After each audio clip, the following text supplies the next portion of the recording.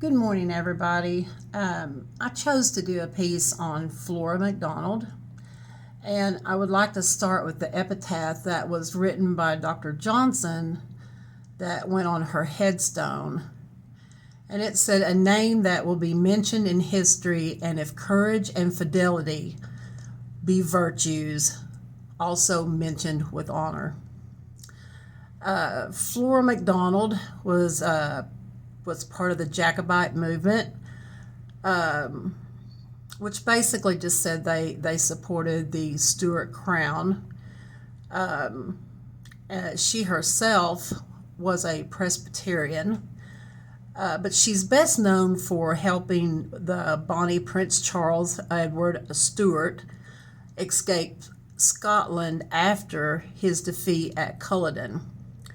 And the story on that was pretty entertaining. She made him dress up like a maid to get him across, to get him on the boat and get him out of Scotland.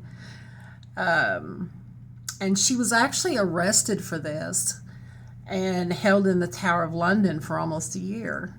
And I know that one of her inquisitors, I know she told them, she said, they asked her why she did it. She said, "Well, I would do it for you too," which starts to build a picture of what this woman actually stood for. A lot of people would not have helped the prince because they would have been too scared of retaliation. Instead of worrying about retaliation, she helped him not so much because she supported him, but just because she felt it was the right thing to do.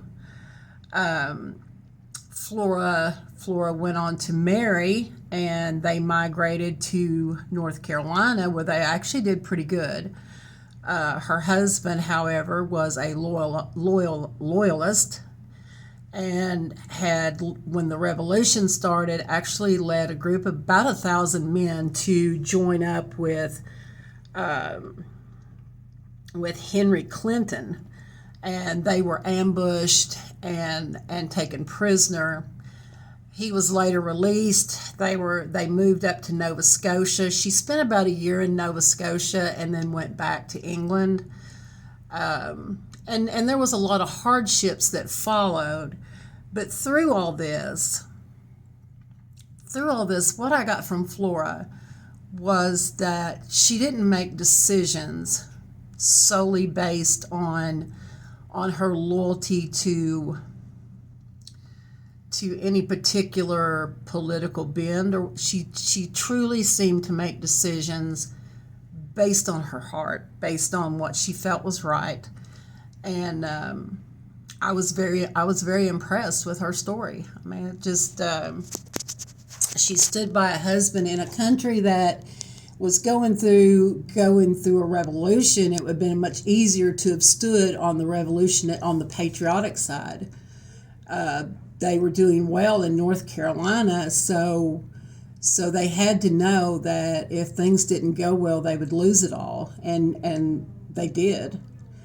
And actually, she was raised by her uncle, who was the chief Klansman where she grew up. And when they finally moved back, her son Alexander and his wife occupied her and her husband's homes, and he actually had to go to tenant farming. And yet, this famous Dr. Johnson, who was a philosopher and poetry writer, and he wrote this beautiful epitaph for this woman who went through so much, and throughout her life just showed true character instead of decisions just based off of what everybody else thought she should do. Thank you.